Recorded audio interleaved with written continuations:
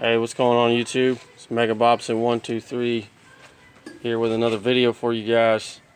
So yeah, this is a very unique situation that I have not seen anything on YouTube about it or on the internet. So let's just get into it and I'll tell you guys what happened and how I fixed it, and hopefully it'll help somebody out there if you run into this problem, because it could leave you stranded for a while. So here's what's going on. So last night I heard some squeaking coming from my engine compartment, and I decided that I thought maybe it was my tensioner pulley. So I decided to take my tensioner pulley off just to inspect it, the bearings and things of that nature. And when I pulled the pulley off, okay, here's what happened. When you take the pulley off, inside there, on the other side, here's a tensioner pulley right here, this one. Behind my finger, up against the wall, in there, is a little nipple. God, it's hot. Just looking for a desk drive. Okay. So this is actually a part of the, what you would call the timing cover, which is this V-shaped cover that all the pulleys are attached to, right? And that cover can come off, but it takes a long time. So this came off. This is a nipple, and inside there are threads. Let me see if I can focus my camera, you guys can see. But inside that nipple there are threads. There you go. That's what it looks like. This was where it broke off from the front cover of the motor. So then your bolt, I don't know where I put it. I guess it's in my toolbox. But when you try to if you try to just say, okay, I'm going to take this off and just put the pulley back on, you don't have enough thread. The bolt is not long enough to go further back and catch enough threads to hold that pulley on. Okay? And in that situation, you cannot drive the car because you got to have that pulley on there, right? So I was thinking about it, and so I'm going to show you guys what I did to fix it. For now, instead of having to wait around to get a new timing cover and all that. So I went to Home Depot and I picked up a little packet coming two bolts like this.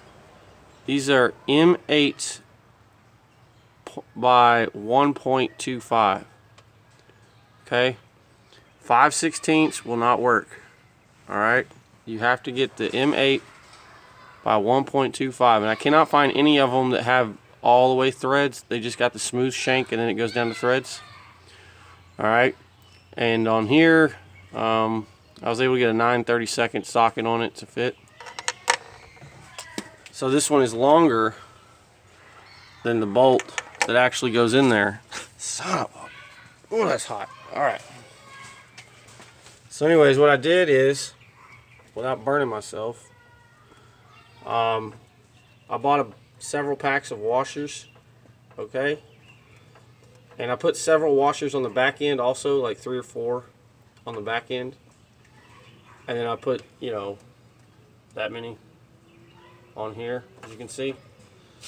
And I just tightened it down, and I adjusted it here and there, and it's running good.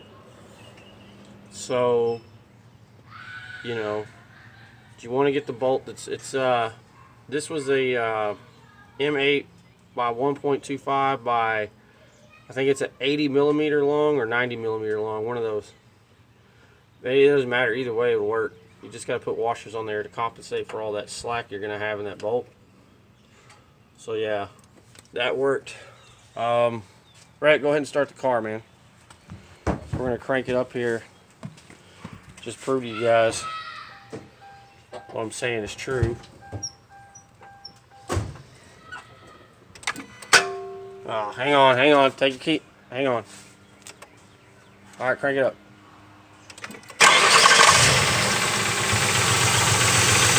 There it is. I'm good. Okay? I've heard videos online about the nipple breaking off that idler pulley, which is right there. But nobody has any videos about it ever happening on the tensioner pulley. So if you're in a bind, total parts costed me about, go ahead and turn it off, man. Total costed me about $5 to do that, to fix it. Okay? Whereas $5 in about, I don't know, 15 minutes, 20 minutes tops, because I was figuring out the right amount of washers is what really took the longest. Versus having to take that whole cover off and try to go get a new one at the junkyard or order one online, you know what I mean? Which I guess maybe in the future I'll do, but I mean, if it works, it works, right? What's the point in, you know, overworking myself? You know, it's Crown Vic, dude. It's a tough car, and it seems to be working fine. I took it out on a test drive, got it up at high speeds, everything works good. So just thought I'd put this video out there in case anybody else runs into this problem. Once again, you take off the tensioner and you notice that the nipple back there is broke. Your bolt's not long enough to screw it back in, because that little nipple has threads on it as well. I've heard people talking about TIG welding nipples and all that kind of stuff. I ain't got time for that. So, but look, it works good, dude. So, you know, there you go, guys. Hope this helps somebody out there. If it does, just let me know. I'd like the feedback. So, till next time, y'all take it easy.